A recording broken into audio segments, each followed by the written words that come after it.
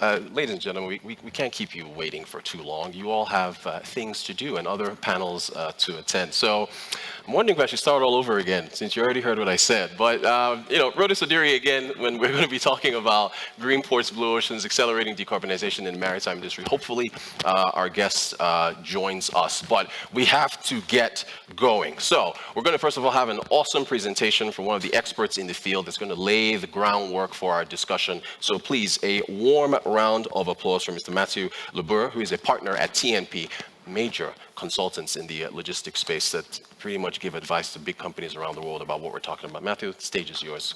Welcome.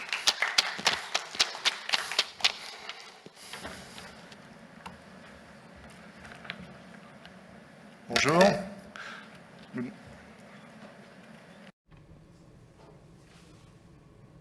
Yes, just to introduce and for icebreaking, which is icebreaking for global warming. It's always a weird sentence.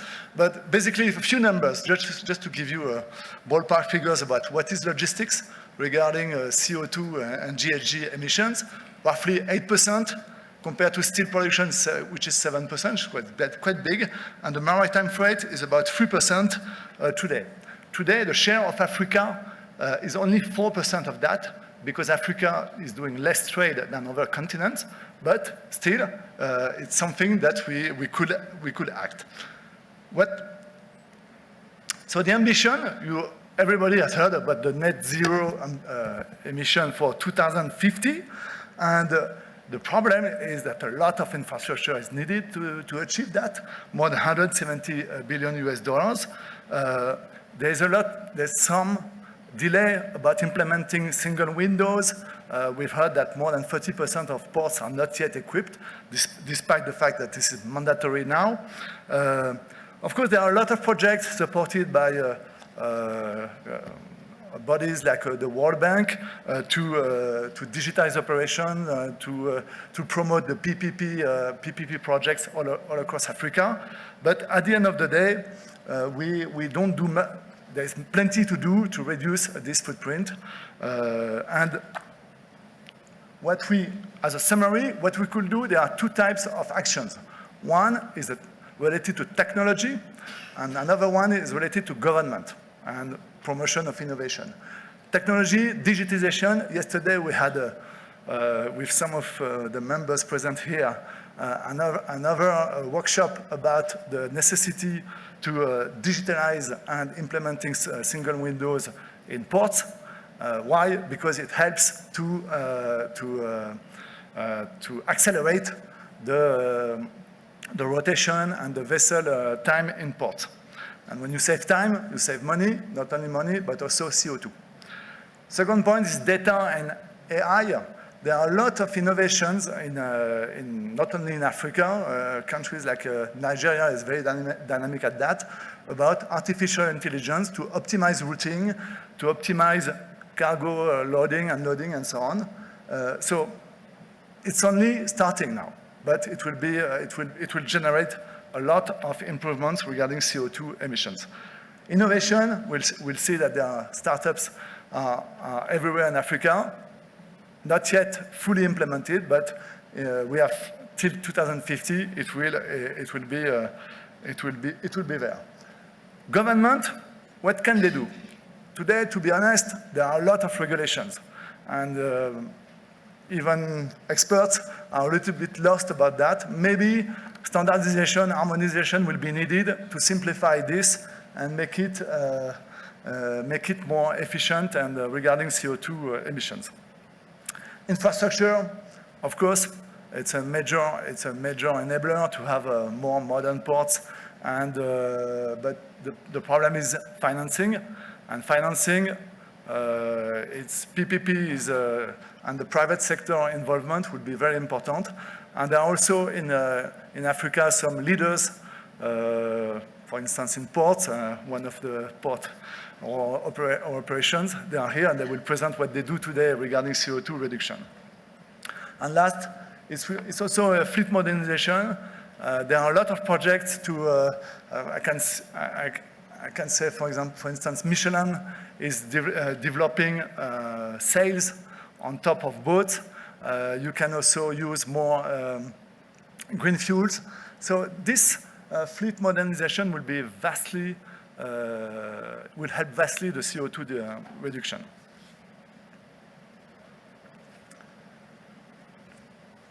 Just to zoom on a few things, digitization.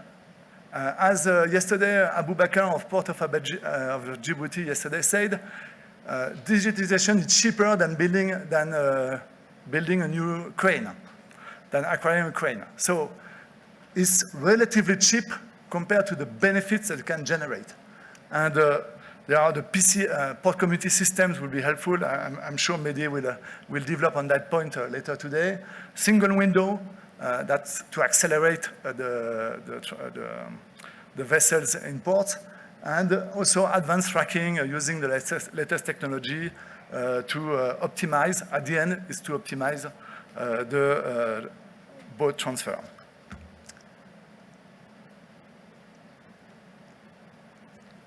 So if you use digital, then at the end you are going to collect a lot of data, which is the fuel for artificial intelligence.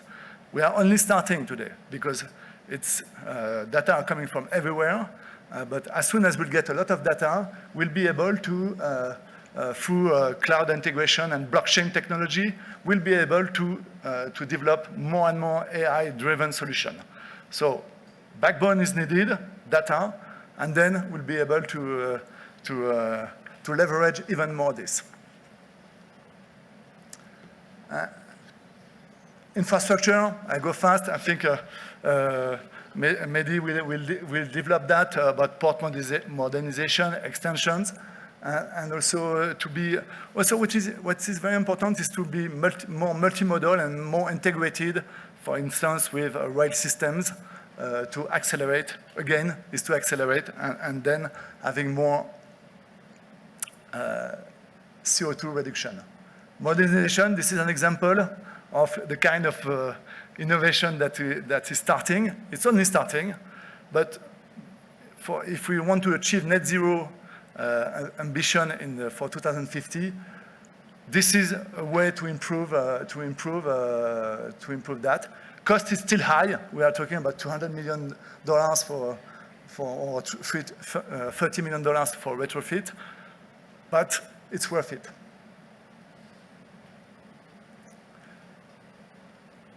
Thank you so much for your time. It's a snapshot, and we'll develop that with the panelists.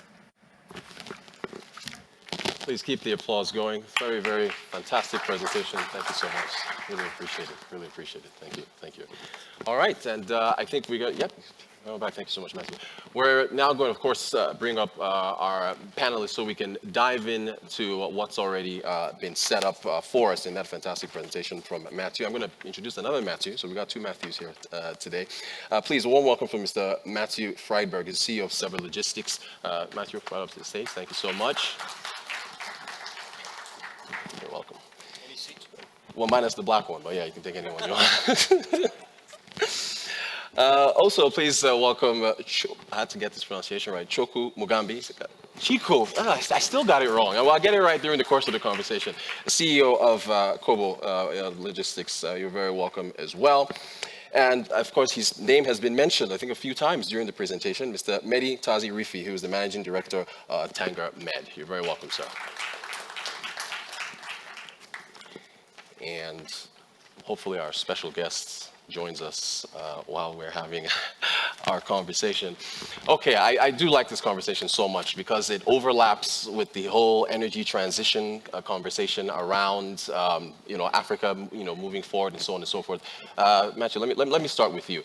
Based on what's been said on the table already, is this transition, this decarbonizing of the maritime industry, is it a realistic goal that can be achieved? Can we get over the hurdles that, of course, have been put forward already? Okay.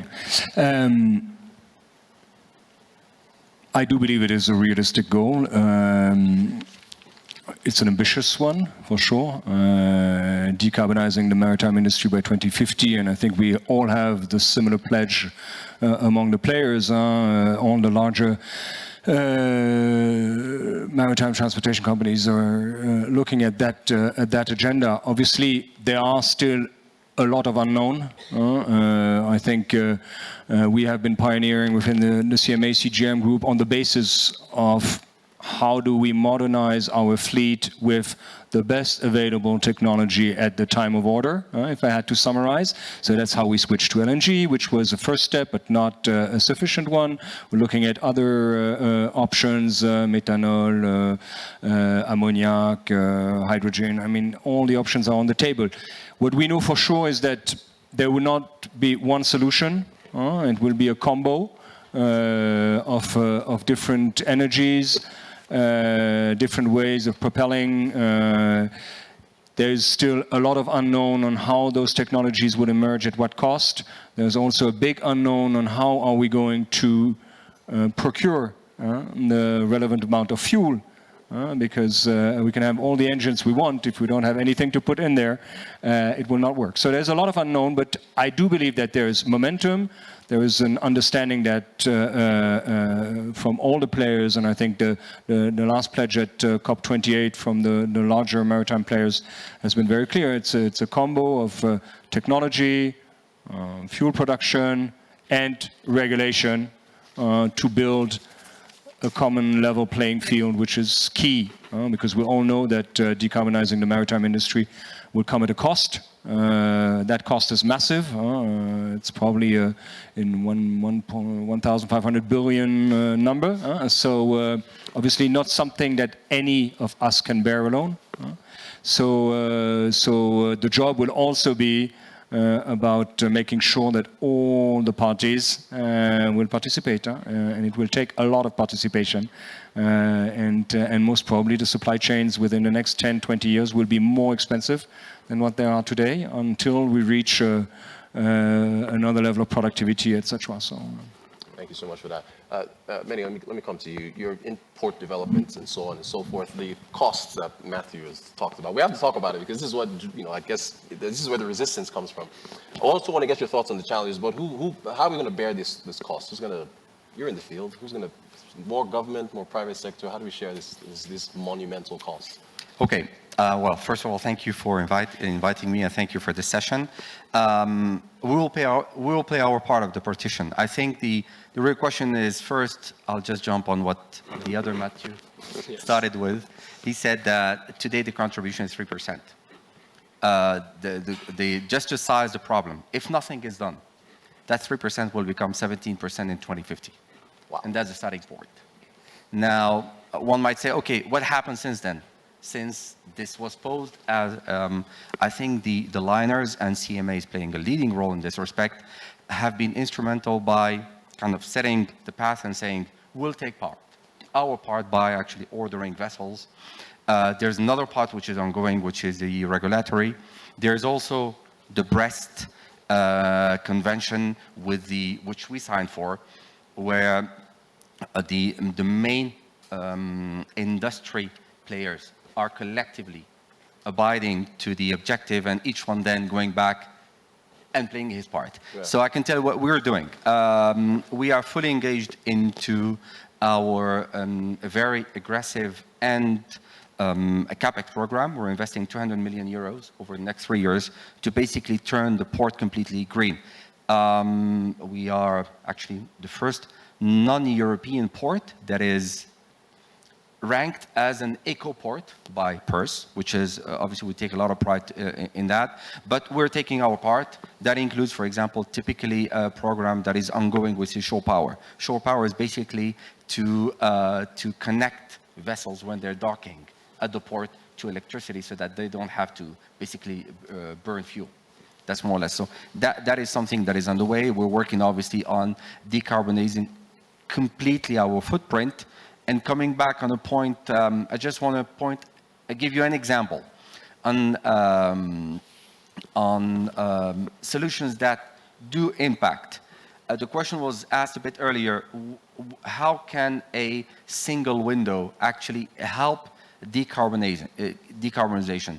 I'm saying this because yesterday we had a session specifically about the need for what we call PCSs, or port community systems. In fact, in Tangemed, within our PCS, we have implemented a system which is time slot allocation, which we basically implemented what's being done in the airline industry. In the airline industry, when a plane arrives in an airport, you usually know.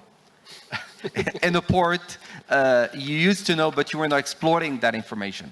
We've put in place a system whereby we know exactly when a vessel is coming and subsequently reducing the waiting time.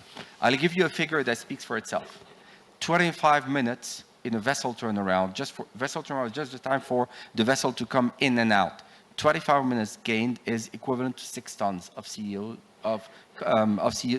that is saved. Yeah. This is a typical system that we have implemented, and I just wanted to pick this as an example. Well, I have to follow up. It sounds straightforward. So how would you know when a ship or a vessel arrived before this time that you can now track them? How was it done prior? You just...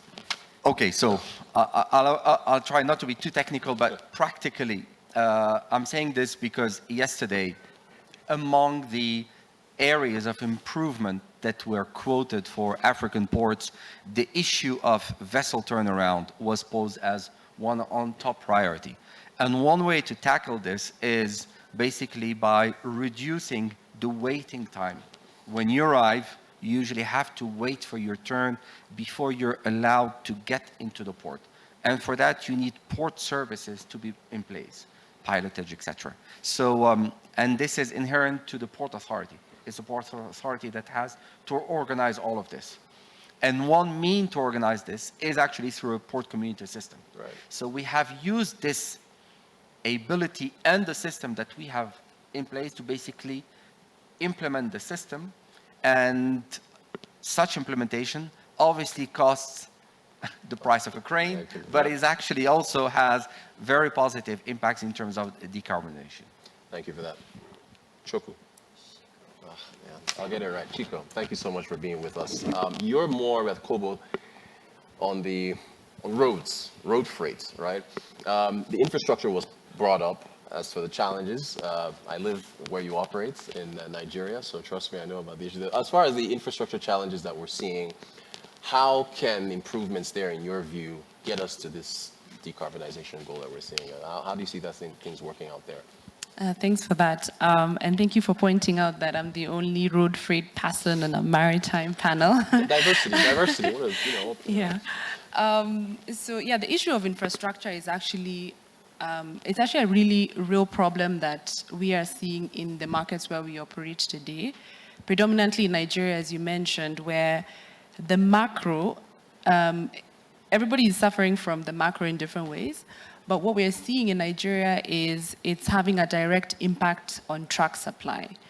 On average, a truck coming into Nigeria is imported secondhand from Europe, the Middle East. It comes in at 20 years old, has about 500,000 kilometers on it. And so the useful life of that truck, once it's on Nigerian roads, is probably about 2 years. And so frequent replacement of those assets is very critical to maintain truck operations and the movement of goods. Now, when you think about how the impact of currency devaluation has affected the cost of those assets, which have actually doubled in the last 12 months, it just shows you how challenging it is to maintain that momentum of replacement of trucks. And so that's posing a major challenge when it comes to the supply and availability of trucks on the road today. And so we're actually seeing it in terms of being able to make these assets readily available and guaranteeing a certain level of reliability in truck supply for the enterprises that we work with, because we are predominantly asset light. To tackle this and also to bring in the aspect of decarbonization, we're now exploring creative and innovative truck supply, what we're calling customized transportation solutions, particularly in favor of gas-powered trucks, which are a lot cleaner and a lot quieter in terms of burning of those fuels. So this requires both, there's a financing component to it, which is actually a major sort of key lever to decarbonization as well. So it doesn't just affect, for example, port operators, it also affects transporters. But gas-powered trucks are a very sort of low-hanging fruit and no-brainer when we think about how to address this truck supply issue and the decarbonization issue. So Nigeria has actually the 9th largest reserves of CNG in the world. So there's a major reservoir of the CNG availability in the country. And whilst there's a need to invest in the extraction and distribution of that of CNG, the sort of solutions that are coming up to sort of address the challenge of distribution. So you can now put CNG on a truck and position that truck strategically along a transport lane, so that trucks can refuel along the way. These gas-powered trucks that are coming into the country are newer. Most of them are actually brand new, so they're also a lot more efficient in their operations and emit less fuel. So that also tackles the decarbonization issue. And the cost, which is a very important factor. The cost of CNG per kilo in Nigeria is almost 4 times less than the cost of diesel today. So it's a lot more efficient and price-friendly for the transporters to operate those trucks. And obviously that translates to lower logistics cost overall, and hence, lower cost of commodities overall. So that's one of the main initiatives that we're piloting along this to sort of get closer towards the decarbonization issue. Matthew also mentioned data and the importance of data in addressing decarbonization. So we are a tech platform. We've operated for the last 7 years in 6 countries across Africa, and through that process, we have gathered quite a bit of significant data on our platform. And we're now sort of leveraging this data and overlaying more sophisticated and advanced technologies, particularly in the AI space, to help enterprises that are using our platform to not only measure the amount of emissions on every trip that they fulfill on our platform, but also to potentially even get to a point where we can sort of create a marketplace where they can trade carbon credits from the trips that they're running on our platform. So these are sort of different ways that I think are low-hanging fruit and opportunities that are available to us today to tackle this issue of decarbonization. Thank you so much for that, Chico. I do want to touch on, Matthew, and bring it back in, the macro backdrop point that she raised, especially with respect to a lot of what we're talking about here in emerging markets. In Nigeria, for example, our currency has been devalued about, 60-70%. That macroeconomic backdrop, that challenge, how much does that weigh on the ability of players in the emerging market space to get to that goal when you've got your costs rising by times 2 or 3? It's a very fair point you're making. I think the whole balance in the journey of decarbonization, the maritime industry, is going to be about finding off-balancing the cost. And we know there is a cost. The cost of building, the cost of fueling, all that will bear a cost. And the only way to compensate, back to Siku's point, is really about how do we leverage data and our ability to optimize what we do to offset through productivity the rising cost. But there is no other alternative than that. When we will decarbonize the maritime industry, we will have to build assets that do not consume fossil, and so we will have to find alternative ways. We will have to build massive capacities in alternative fuels. All that will come at a cost. And so the only way we can compensate that is scale, for sure, productivity, and optimizing data, because the best energy we have is the one we do not consume. So for logistics companies like ours, or transportation company like CMA CGM, obviously there's a very large thinking around all the innovation landscape we're trying to build, and the research and development around how do we take our ships to become smart ships, how do we take our fleets and the way we interact with people like you and others to have a seamless data flow and take intelligence out of the data, optimizing the flows, etc. Because in all that, in the end, if we can reduce consumption, it's probably one of the key elements in decarbonizing. Thank you so much. I do want to take a moment, ladies and gentlemen, to please introduce Mr. Warsama Mohamed Bou, who is the Managing Director of the Djibouti Port Community Systems. You're very welcome, sir. Thank you for joining us. Thanks for joining us. Thank you.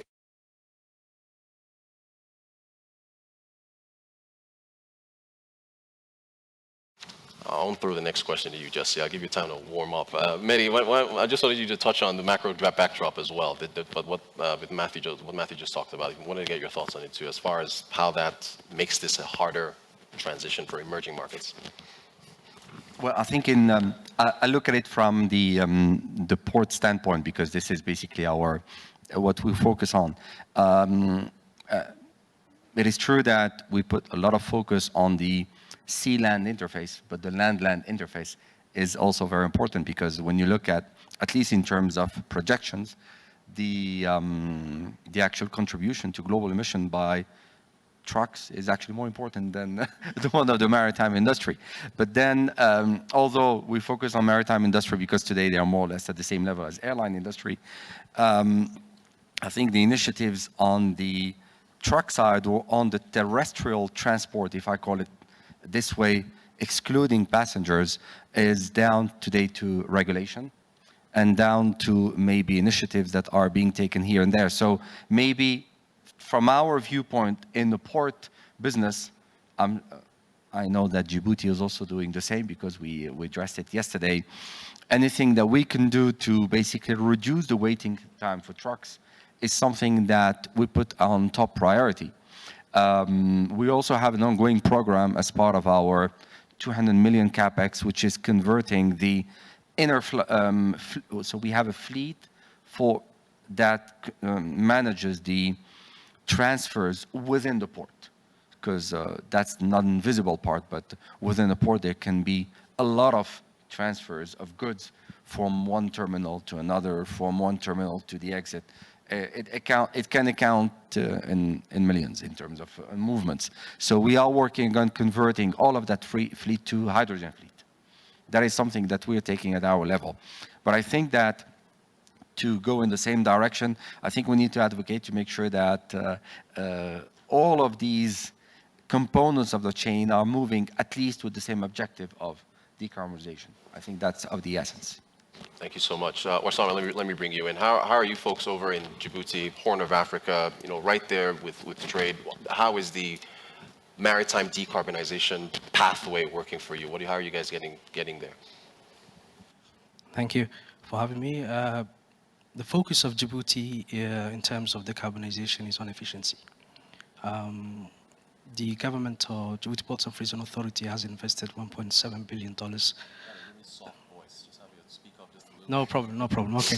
So Djibouti Ports and Free Zone Authority has invested $1.7 billion in building new infrastructures, where the ports, free zones, enhancing the existing ports in terms of buying new, I would say, cranes and everything.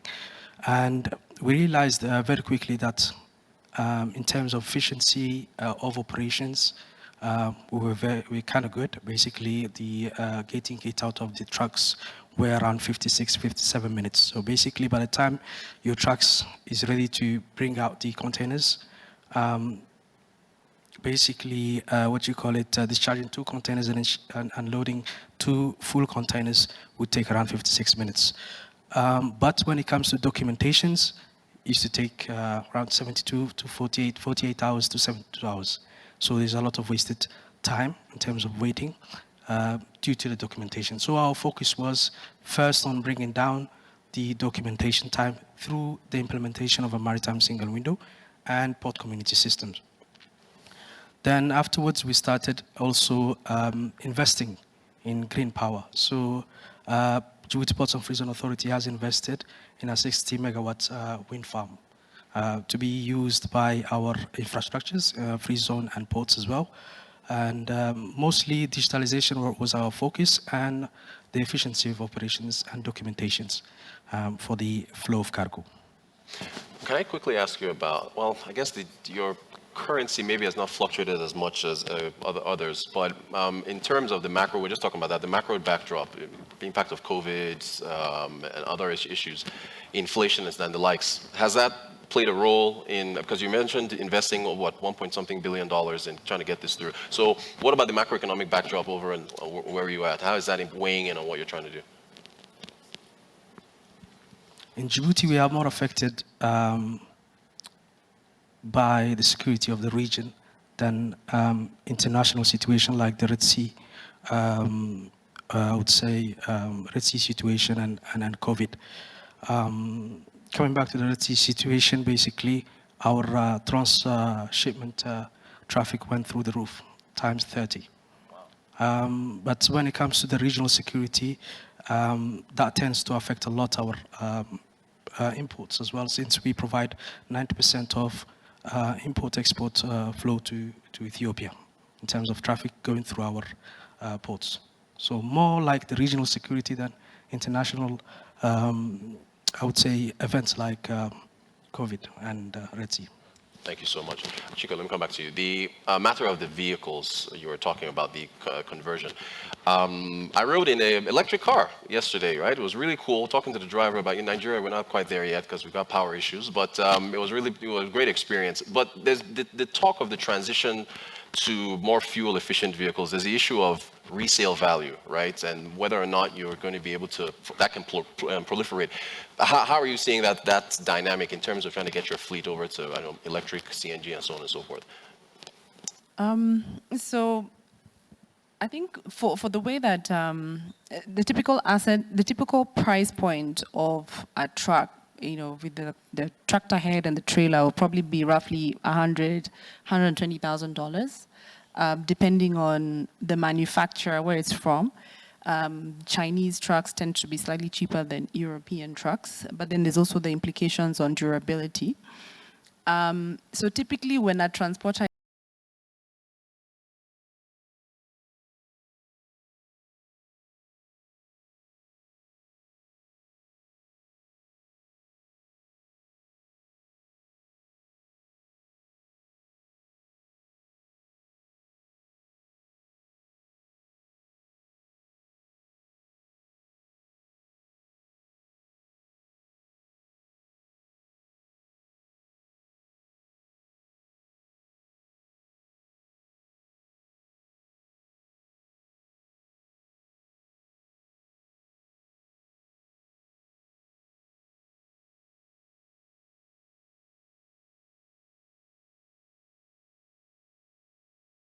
not really something that they are looking for.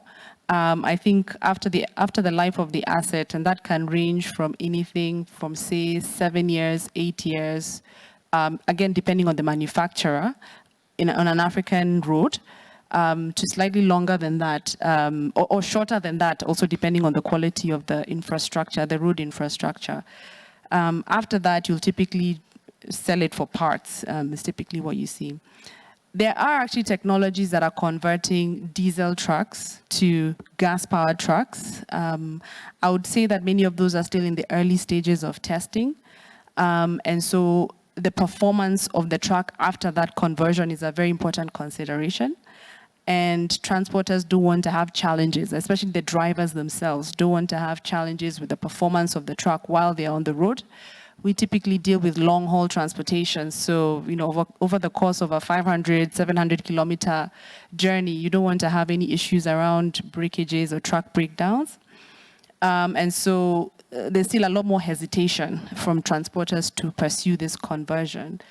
In Eastern Africa, there's a lot more adoption of electric vehicles, particularly, as you mentioned, in public transportation. There's a lot of taxi companies that have electric vehicles on the road.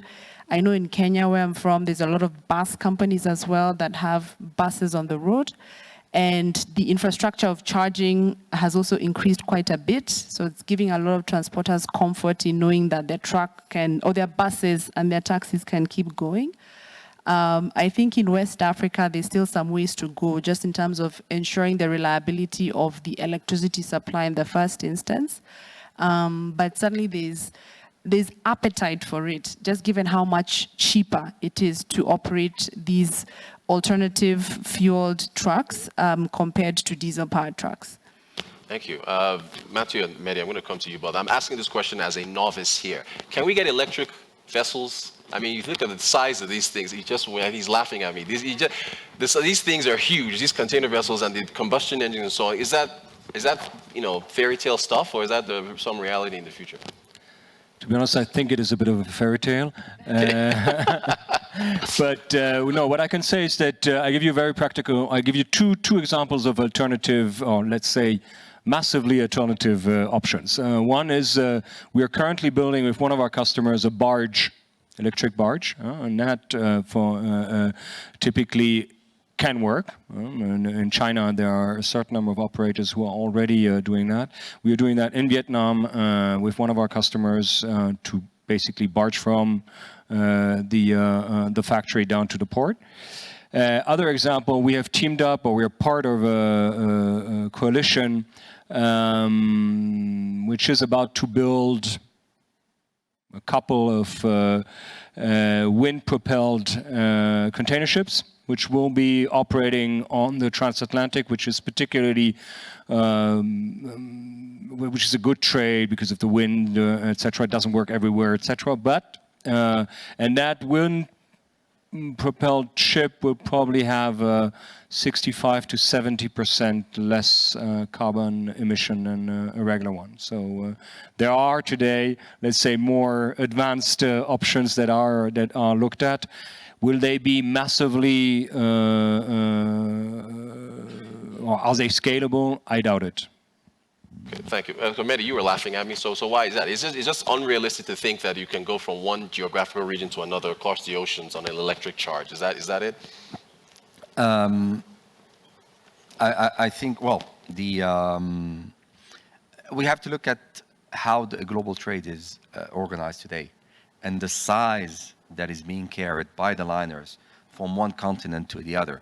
So and there are some facts in terms of what is being moved, and at the pace of which this is only container, because the other traffic are also adding on top of it, in particular bulk, which is actually contributing more than in terms of global emissions to container. But I think the move that is being taken by the liner is actually how to consolidate, to continue and make sure that they can continue carrying more global trade without disrupting it. And I think the way forward is, okay, we'll go into new builds, but we'll go into new builds that can use the next fuel. There's still a debate about what is the next fuel, but fact is that they're taking the lead in saying, we are ordering the vessels, we're making sure that they will be compatible with whatever fuel arises or comes up. And eventually, that's how the industry is structured. So, and I think the direct question to your answer is, I think, is simply technical. It goes back to the capabilities in terms of what has to be moved in terms of size and in terms of weight. Now, I think we're all preparing for the next move at all levels to make sure that ports are first capable of handling those vessels with the supply of the new fuel, and making sure that obviously the industry keeps floating and keeps delivering on logistics competitiveness, because at the end that is what is at stake. Thank you so much, Mehdi. Osama, so I mean, in terms of what needs to be done, as far as the investments you were talking about, so in Djibouti, are the ports ready for these kind of changes in terms of the fuel and my fairy tale electric vessel and so on and so forth? How are you guys, preparing for that? I think the government can only prepare the terrain, basically, and this is something that the private sector has to take the lead on in terms of R&D and what is the most economical way to move those, I would say, the cargo, yes. But as the government, we can only prepare the terrain and basically make sure that we are ready for the next phase. Thank you for that. Practical implementation of artificial intelligence. We've talked a lot about it at this CEO forum across a whole host of topics here. Shiko, let me come back to you. Practically, what can AI do for your business as far as the movement of freight on the roads? As practical as possible. As a start, it would be a faster determination of freight rates and sort of a very systematic and clear methodology around how freight rates are determined. And this can be not just for road logistics players like ourselves, but all the players across the logistics value chain. And it just keeps getting smarter and smarter, right? Because you're taking into consideration all the inputs that determine the freight rate. Things like the cost of diesel, the quality of the roads, the duration of a trip, the type of the truck that you're using, or the type of the vessel that you're using. So AI is one thing that we are already sort of using to fasten our ability to determine freight rates. And that's important because it helps to move all the players that are needed for a truck to become available faster, right? So the transporters have a clear basis of understanding what rate they're getting. The enterprises are very clear on how much they're gonna pay, and everything is very, very well laid out. And there's guaranteed delivery of a truck or a vessel at that price point. The other one is, as I mentioned, which is also linked to this conversation, is around being able to leverage AI to fasten the manner in which carbon emissions are calculated, and being able to make this available in a faster and easier way for enterprises that are prioritizing that understanding, right? Because the first point of, the first step in trying to get to carbon neutrality is to first understand how much carbon emissions that you're generating, right? And then thereafter being able to understand how you can be able to report it and ultimately offset it. So I think that's another very practical way of leveraging AI today. Beyond that, there's different use cases around being able to assess or make decisions on which sort of business opportunities you're going to pursue, what enterprises are good to work for, what enterprises are not, being able to determine when's the right time to retire an asset, whether you're actually generating cash from it or not. These are all things that AI can play a very important role in creating a lot more efficiency in our space. All right. Matthew, how do you see as far as the practical applications of AI for the Marines? Well, there's a lot of thinking around that. I think there's, I would say, two major examples. One is all we do to turn our ships into smart ships. So there's a lot of data going around, and we are capturing data from all over the place, trying to then bring in that data to optimize our routes, optimize the way we use the current, et cetera, et cetera. So that's one on the sea side. And when it comes to land operations, we run larger ground transportation networks.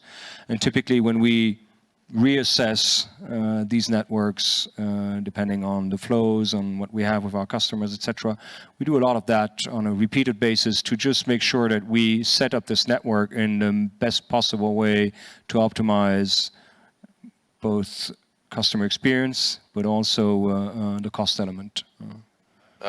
Manny, your thoughts on, you've talked a lot about the investments that you've been making. Where does AI fit in there for you guys? Very practically, we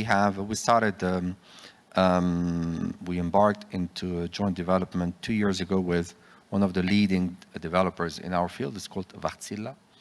We signed an agreement to basically develop a new generation of PMIS, Port Management Information System, with a specific focus on what we call just-in-time. And just-in-time is the next phase, what I described earlier, which means that basically the computer takes over to decide when the vessel has to arrive at the port so that it's even more efficient in terms of vessel turnaround. So we have an AI module dedicated to that. Warszawa, where are you all with the AI discussion? We have basically identified a few areas where AI can really make a difference. But the question is really, are the ports ready to let the machine decide, make decisions in terms of yard planning, loading, discharge? Are we ready to basically set aside the human elements? The question is no, basically. We need the experience of the people that are there. Currently, the artificial intelligence that is there basically is used as some type of intelligence to suggest the best way of undertaking a certain operation. When it comes to areas where it can really make an impact, the advantage of a port community system over only a maritime single window, where the maritime single window is a government to business basically platform, it has the business to business components. So we have managed to integrate the shipping agents and the importers and also the freight forwarders. So the ports have a certain visibility, a clear visibility on what is happening on the private sector at the same time. They have finalized the documentation, so they will come and see me at any time. So we have managed to calculate that for certain people or for certain companies, they will come within 24 hours. Others will come within 48 hours. For transit operations going all the way to Ethiopia, it will take them 72 hours, like this. So this information is made available to the ports. Now what we are going to move on is that we have managed to identify a pattern where that could really help in the yard planning, where the containers, the stacking of the containers can really be optimized in terms of the customers that have the probability, the highest probability to come and get the container as well, as fast as possible. So the earliest will be at the top. The ones that tend to take some time will be at the bottom. So this information is something that we are currently working on, and it has a lot of satisfactory result already, and we are ready to roll it out in the next few months, basically. Right. Thank you so much for that. So I want to move. I want to touch on regulation. Matthew's presentation did touch on that. Chico, are regulators keeping up with innovation, and is your life being made easier, as far as operations are concerned?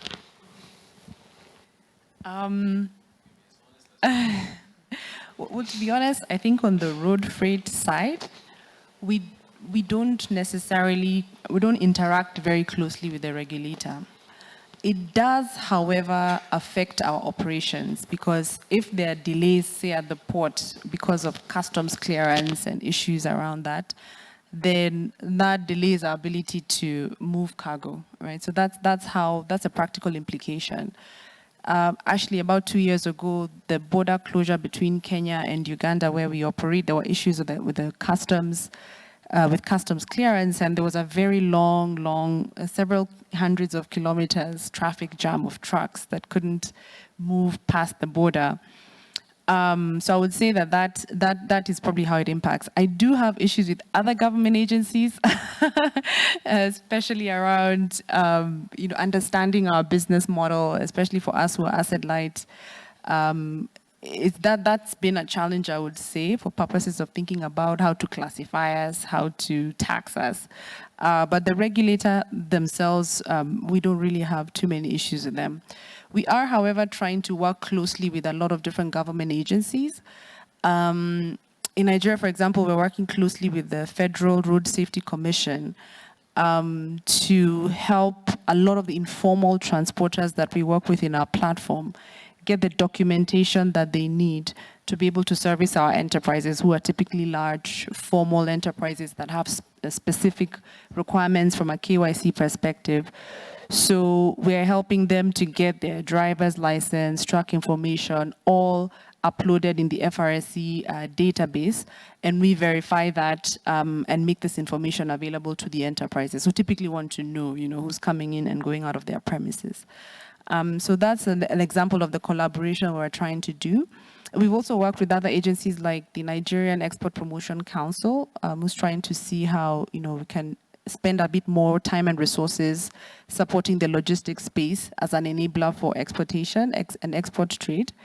But regulation, I think it's more the shipping lines that have a lot more challenges with regulators. So I throw it to you, Matthew. How is regulation keeping up with where things are going in your view? They're doing part of the job, not all the job. No, more seriously, we are a global operator. So our landscape is the world, okay?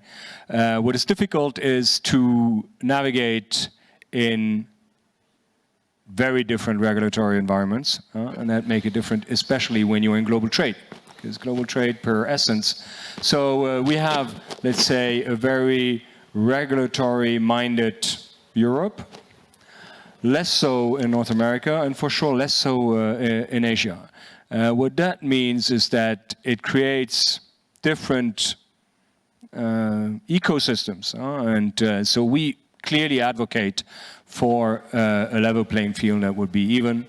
So that's why we are very much pushing the International Maritime Organization to take up the agenda to set, let's say, that level playing field that would go beyond than just the European one, you know, because that's how we're really going to push forward and set a competitive landscape where everybody knows the rules, and that's how we need to play.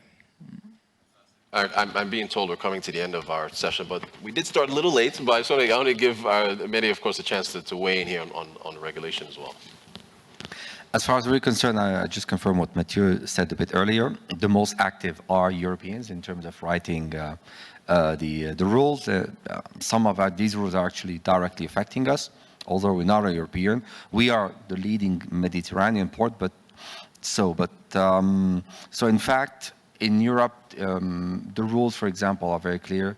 At least they are written with respect to, for instance, carbon emission trading or carbon compensation. Each entity calls it, but at the end, it's the same. There's an ongoing debate at IMO in terms to make sure that it becomes more some sort of international rule rather than a regional rule, so that, and in particular, obviously, for global players, because if they have to start looking at the issue differently from each continent, I think it will make the equation more complex. As far as we're concerned, we consider there's no rule that imposes on us to become a green port, because we're not a European port. Yet, because we are fully engaged, because our customers are in the likes of CMA and Maersk, we make sure that we abide to their standards, and hence the CapEx program that I announced to basically become a green port. So I think the regulation part is one part. The other one is basically the willingness of partners, of key players in the industry, to actually take a leading role and to play their part of the partition, as I said a bit earlier. Thank you so much. Assam, I'll give you the last word on regulations. Is it keeping up? Everyone has paused before answering this question. I did notice that every single one, but go ahead. Go right ahead. I was thinking of the right way to phrase it, because this is a delicate matter, I would say, when it comes to regulation, especially when technology is there and it needs the support of basically the government. And this is change management, basically. And there needs to be an effective way of communicating with the agencies, government agencies. And unfortunately, we are in an environment where interest has to be, or the interests have to be aligned for the regulation to come into force. And communication plays a key part, where we, in our particular case, managed to convince the different agencies that it was in their own interest for the port community system, or for a particular technology to come into force. And we managed to have this relationship. It takes quite some time, sometimes 3 months, to build a relationship with a particular agency. And this is something that the private sector has to be proactive about. And it's very important, I would say. You guys have been fantastic. Ladies and gentlemen, a round of applause for our awesome panel and a very fantastic discussion. Of course, our presentation as well. I thank you all so much for the great conversation. Thank you. Thank you so much. Well done. Well done.